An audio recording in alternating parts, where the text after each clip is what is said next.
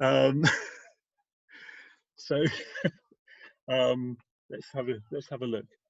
So I'm going to start recording a story, but in a moment, if you know anything about what I've been doing, A Breath of Fresh Air, Tales to Get Us Through, there have been 99 stories I've told in a little more than 99 days, one story a day, told live outside.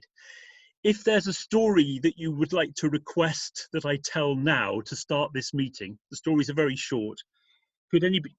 Everybody, if you want to, just write the name of a story that you would like me to tell now, and I'll see if there's one that's popular. I haven't chosen, no, Janet, I haven't decided. I want to see what people suggest. So write in the chat now, a story from the 99 already told that you'd like me to tell again to start this little significant moment, for me anyway, 100th story. Tammy's requested The Owl Was a Baker's Daughter. Well, I don't know whether to tell that one. That's requested by my wife. The one with the big frying pan, says Svea. Thank you very much. The Darkness. That's the one that you told me, Vuk. Of course, that's the one you would choose. Hillary, The Dog and the Monkey. Oh yeah, you mean Little Dog, Panther and Monkey, Hillary. That's a Venezuelan story that I learnt from a woman called Maria Nieves Lopez. The Wooden Sword, Rona Barber chose. The Frying Pan, Harry Kucha chooses. Frying. Well, there's 3 people already who've requested Borrowing the Pan, which was actually the 99th story, the one I told yesterday. So why not? It's fresh in my mind. It's a story that's popular in Turkey. In fact, I've done lots of teacher training workshops with teachers from Turkey, and I've met lots of students learning English from Turkey. And when I ask them to tell a story, it's usually this one that they tell. So of all the Nasruddin Hodja stories, maybe this is the most popular one. So if you can you all hear me okay? Thumbs up? Yeah, fantastic. I'll tell this story. It's told throughout the, especially the Islamic world, from North Africa through to China even, but it's particularly popular in Turkey, where they say that Hodja Nasruddin actually lived all those years ago. So let's tell a story. Okay. If you want to see me, you can look at it in a grid view like this. I don't know how you're seeing me now, but you might choose to see me in a grid. You might choose to look at speaker view if you go to the top right of the screen. And in speaker view, then I become a big picture. But that's completely your choice. You might be like me and like to look at other people's responses to the story. So here we go. Borrowing the Pan. There was a knock at the door. The neighbour opened the door, and there stood Nasruddin. Neighbour, said Nasruddin, can I borrow your biggest pan? Why, Nasruddin? I'm going to prepare a feast for all of my friends. And neighbour, please let me, oh, there's people wanting to come in the room. Please, can I borrow your biggest pan? Well, Nasruddin, if you promise to bring it back tomorrow, here you are. Well, the next day there was a knock at the door. The neighbour opened the door, and there stood Nasruddin again. Neighbour, here is your big pan back. Thank you, Nasruddin. Nasruddin, why is there this small pan inside the big one? Neighbour, while I was borrowing your big pan gave birth to a baby. So this little pan is, of course, yours. Thank you, Nasruddin. A few days later, there was another knock at the door. The neighbour opened the door, and there was Nasruddin. Neighbour, can I borrow your biggest pan again? Yes, Nasruddin, of course you can. Here you are, and bring it back tomorrow. The next day, the neighbour waited, but Nasruddin didn't appear. Another day passed. Where is Nasruddin with my big pan? After 3 days, the neighbour was getting angry. He marched to Nasruddin's house. He hammered on the door, and the door opened just a crack. Neighbour, how can I help you? Nasruddin, You borrowed my big pan, but you didn't bring it back. Where is my big pan? Give me my big pan back. Neighbour, said Nasruddin, I'm sorry to tell you, but your big pan has passed away. What? Your big pan is dead? A pan cannot die? Neighbour, you were prepared to accept that your big pan gave birth to a small one. Now, please believe me when I tell you that your big pan is no more. Goodbye. Boom.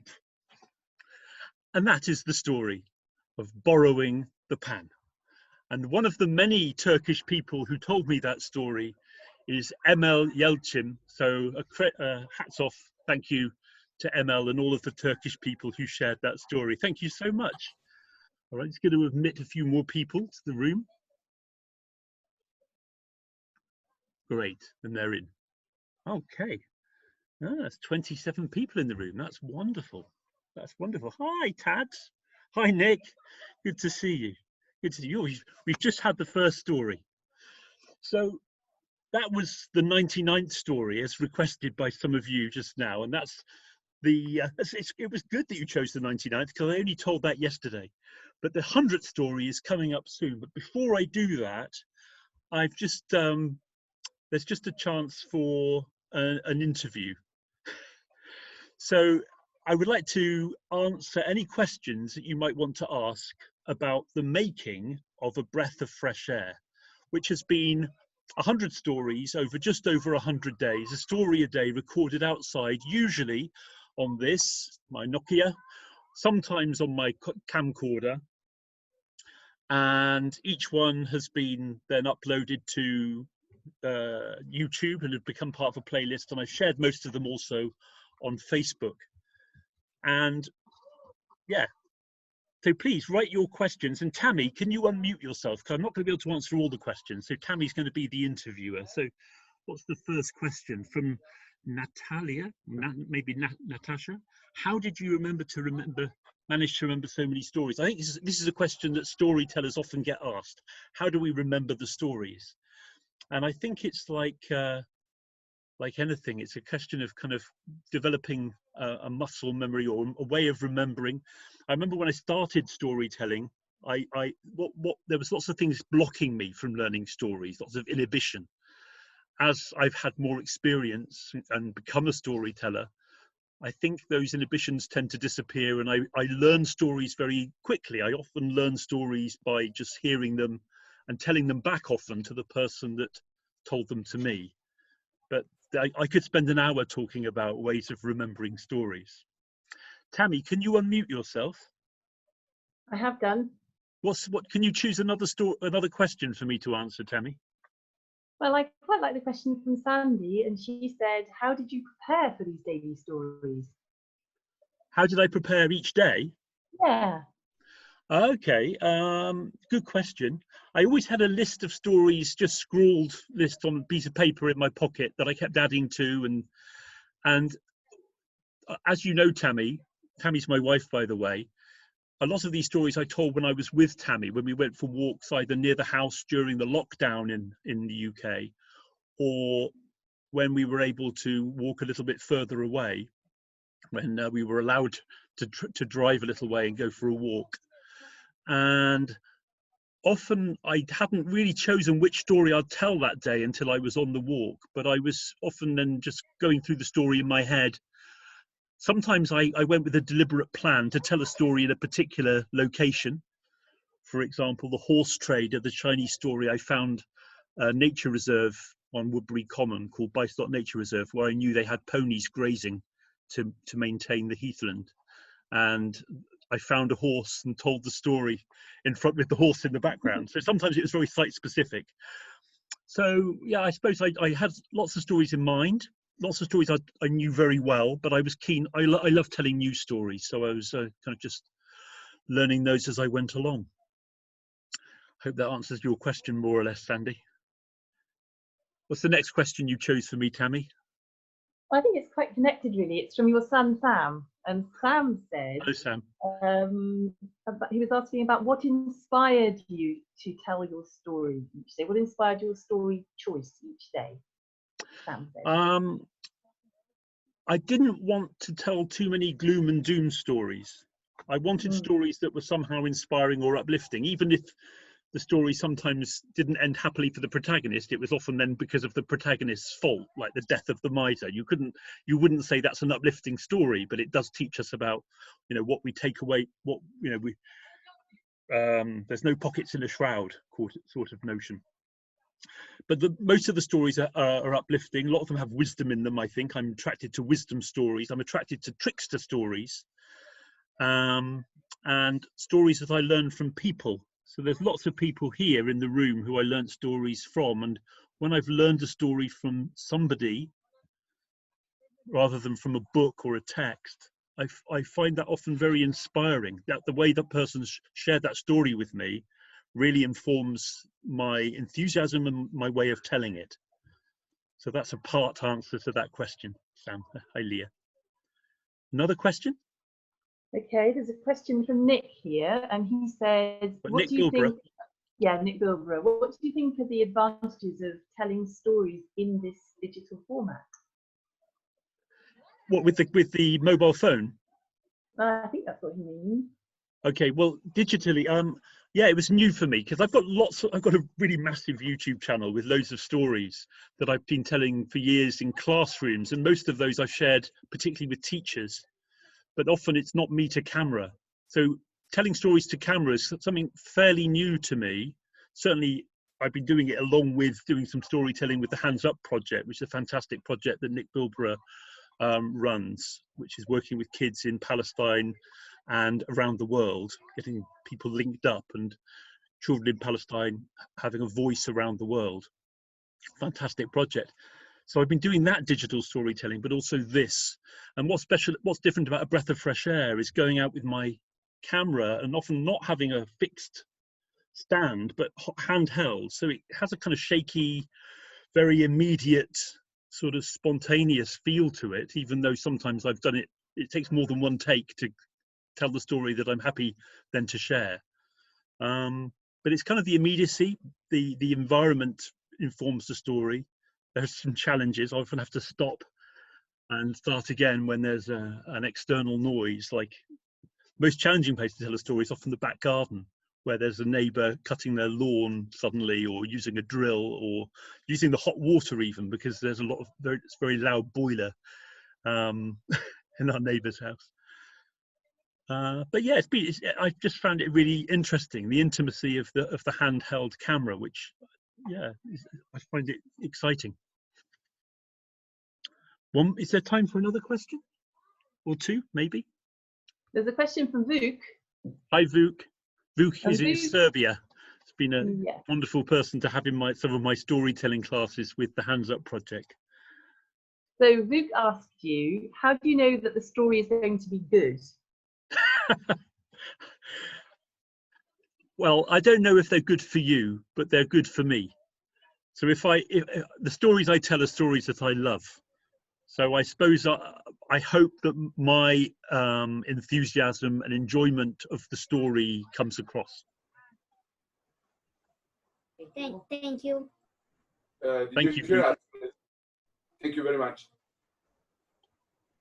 Would you like another question, David? Sorry?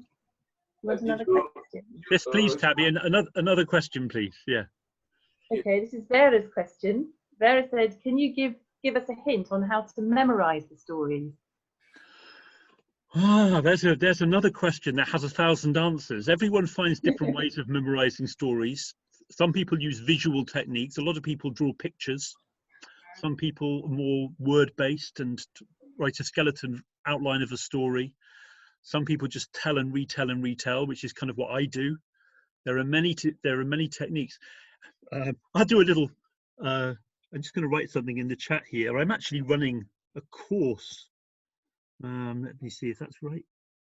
Just going to share that in the chat. In the chat, I've just shared the link to A Breath of Fresh Air, but also a course called Creative and Engaging Storytelling for Teachers, And starting on Monday, I'm running a short course for people who work in education about storytelling. So certainly that's going to be one of the themes of the course, is how to remember and how to prepare a story so that you feel confident to share it. And it's really going to be a playful course, a way of playing with different techniques. And I find that myself is very important, to not always tell the story in a way that I've regularly told stories before, trying to find new ways, trying to find new techniques. Sometimes telling stories without dialogue. I mean, I'm very much a dialogue storyteller. I tend to get into the roles of the different characters, but sometimes to step outside that. So just playing with the format, really. I think I've got time for one more question before the 100th ultimate breath of fresh air. Okay, this question's from Hilary Ackland, and she said, how much does humour matter to you in your storytelling? That's a really good question. Humour. As I mentioned, I tell a lot of trickster tales, which often have humour, maybe a punchline, like the Nasruddin Hodja stories, or Johar, as he's called in Arabic.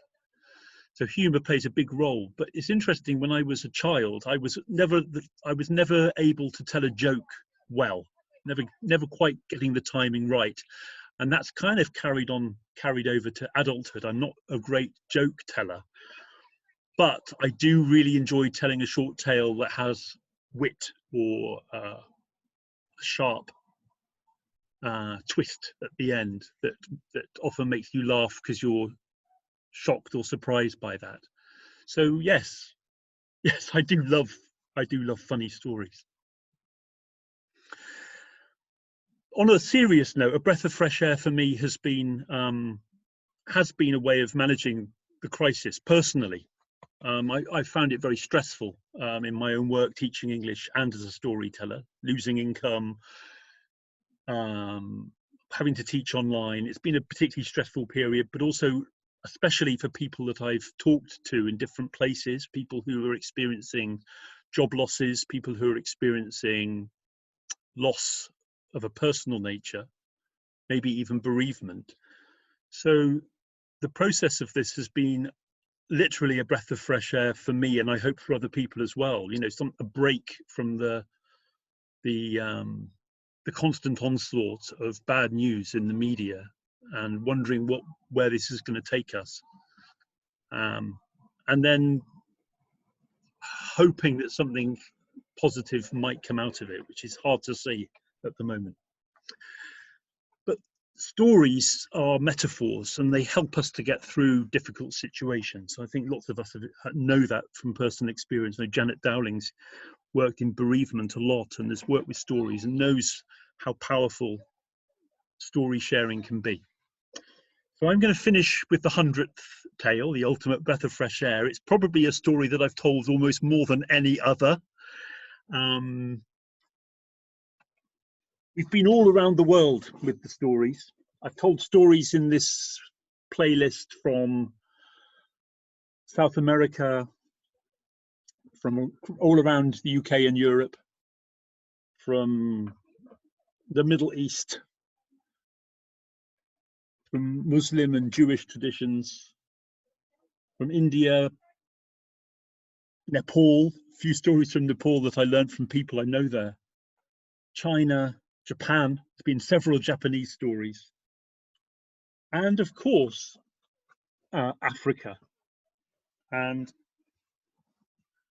so the place where we as humans begin is where we'll end, but with continuity. I'm going to finish with a story from Africa, and it's a story that I've always loved. There's so many stories in Ashanti culture in Ghana and around about Anansi. So this is going to be an experiment here. I've got my phone, and I'm going to tell the story to my phone and to you at the same time. So then I can upload it in the same way as the others. So here we are. It's all ready to go. Wish me joy, wish me luck. Here we go. It's going to be a live recording. Put the phone just there.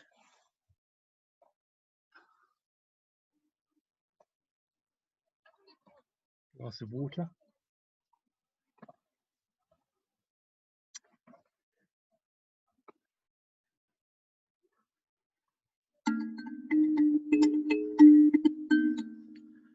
Anansi is a man who can change into a spider. He's a spider who can change back into a man. Anansi is the keeper of the stories. Anansi wanted all of the stories in the world. If I have all of the stories, I will know everything. Everything that everyone knows is in the stories. I will get them. And Anansi spent time tricking the stories from all of the creatures, stealing the stories from the god. And when he had all of the stories, Anansi said, "Now I know everything. I will hide the stories where no one else can have them. I will put them in a gourd, tie it to my round belly, and hide it at the top of the tallest tree in the forest." And Anansi, he tied that gourd packed with all of the stories in the world to his round belly, and he changed into a spider. And Anansi began to climb the tallest tree in the forest. I will hide the stories right at the top. He climbed and climbed and climbed. It was hard, though. The gourd went knock, knock, knock against the trunk of the tree. But he didn't stop. On he went, climbing higher and higher and higher. But knock, knock, knock went the gourd of stories against the trunk of the tree.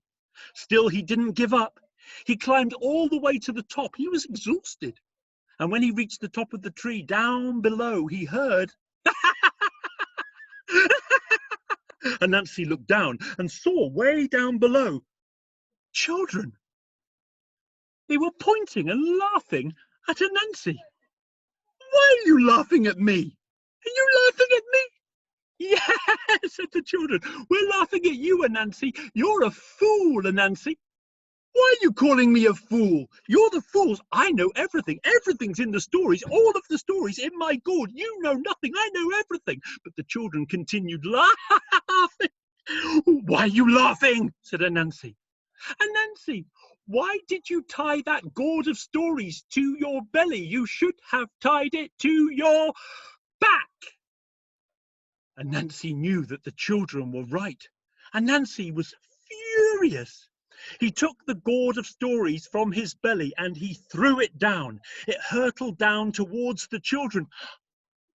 But the gourd full of stories cracked open on a branch of the tree, and out of the gourd spilled all of the stories like motes of dust. They floated in the air, carried by the breeze, flowing away. Some stories were carried to the east, others to the west, some to the cold north, others to the south, over deserts, forests, over mountains, the long rivers, out across the oceans. The stories travelled. And then after a long time, those stories began to fall gently down. They landed on those mountains and deserts and forests. They landed on all of the creatures who crawl, the fish that swim, the birds that fly, and on us, the people of the world. They say in Ashanti culture, that is how we got the stories. All because of foolish, greedy Anansi, and because of the smart children. All of us have stories to tell. We all carry stories with us. We can all be storytellers. I'm David Heathfield. It's the 30th of June 2020. I'm standing outside my home in Exeter with many people, generous storytellers from around the world.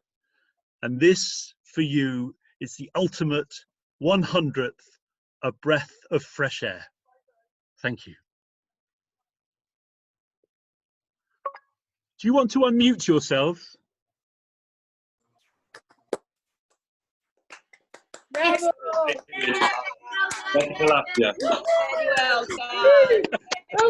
Oh, thank you for being here with me. Thank you for sharing this moment. Thank you. Yeah. Thank you. It's a special moment, yes. So, all I want to say is thank you for joining us. Goodbye. This isn't the end. Like that story, it's only a beginning. Now we have all of the stories to share. I'm by no means the keeper of the stories. All of us storytellers are not the keepers of the stories. We all have stories that we can share, whether they're personal stories, folk tales, stories that we inherited from our families, stories that we make. So let's all be storytellers. Thank you. you. Marvelous. Goodbye. Be strong. Bye. And keep sharing your stories. David, can I just say, David? Yes, you can, Rona. What a fantastic achievement. 100 stories over 100 nights. It's incredible. You deserve all manner of accolades for that. Thank you so much. Rona Barber, thank you so much. It's wonderful to hear that from a storyteller who is very respected and a great elder. Thank you, Rona Barber. Thank you. And before we forget, the timing is so perfect. At a time when the world is seeing doom and gloom, David, hats up. Well, let's hope that the doom and gloom will pass before too long. I know it's a very uncertain time we're in at the moment. There is a great story called This Too Will Pass. So I've told that a couple of times recently, and it's quite effective, because this is a dreadful time, but it will pass. This too shall pass. Absolutely, Hilary. Rona, did you want to test of that? I know it's David's thing, but did you want to share that with us? To share what? The story you just talked about, Rona. Oh no, because this is no, this is David's time. Sorry, no. Well, I'll be on soon and I'll send you a link. But no. I was just being greedy. That's okay. Harry, check out Rona Barber, because I think, Rona, you're going to do some more storytelling evenings, aren't you? I am, yes. Oh, great. Yeah. And Great. equally, Janet Dowling also runs some storytelling online sessions. And if anybody wants to come tomorrow evening to Exeter Story Club, we meet the first Wednesday of every month, and tomorrow being the 1st of July, Exeter Story Club. Hi, Catalina. Catalina, I didn't see you there. Lovely to see you. I learned a wonderful story from Argentina, from an indigenous people from the north of Argentina, from Catalina, who lives in... Do you live in Buenos Aires? Well, yes, I am. Yeah. Actually, I was trying to go and live in Morocco for a while, but I got stuck here. Oh, you would be in Morocco if it wasn't for COVID-19. Yeah. And just to say again, a big shout out to a man who I've worked with as a storyteller for years and who's doing the most incredible thing. And it's Nick Bilborough, you can see on your screen. And do everybody please check out the Hands Up project, because it's the most extraordinary storytelling enterprise, sharing the voices of Palestinian kids around the world. Yeah, fantastic. There's my sister, David, Alison. Hi, Alison. For the thing tomorrow night, please. I'm going to try and get on that if I can. Your Exeter storytelling, is that okay? Yeah, do. It's not how would I'll send me a message and I'll send you a link. Okay. All right. I'd like Bye to bye, join everybody. too. I've been asking there in the chat. How can I join tomorrow's session? Just message me and I'll share a link with you. Over Facebook? I message you over Facebook. Yeah, that would be great. That would be fine. Okay, excellent. Apart from my sisters, I can see the person I've known the longest here is Yvonne Crone. There's Tads. Hi, Tads. We went to primary school together. We were in the same class all the way through primary school and secondary school. And secondary, yeah. Yeah. Thank you for coming. Okay, I was actually wondering, David, during this time, all the famous people we've seen on the television have looked really ragged and a bit sort of, hairy. And I was just wondering, you've looked fantastic throughout the whole month, the whole of the time. Who is your hairdresser and beautician? I have a private friseur. Come on. Her name is Tammy Heathfield. She's fantastic. She's done a really good job. I'm used to it. I always do it. Fantastic. Miracle worker. Fabulous. David, you taught us something great. Oh, thank you, Vera. very, Yeah, very it's great. important. Storytelling is a way into togetherness. So it's wonderful. We come closer and closer, and every event I have this feeling, you know, this very human feeling. Thanks a lot. Thank you, Vera. Vera's in, you in Guarajá near Sao Paulo at the moment? I am, yes. Yeah, it's Oh, wonderful. Your wonderful home, which you invited me to, it's wonderful. I can Come imagine back. being in your garden. Tammy and David, you will all come back. Thank you. Thank you. You should Yeah, come wonderful. back. We've got people from all over the world. Fantastic. Okay, Thank you so yes, much. follow me.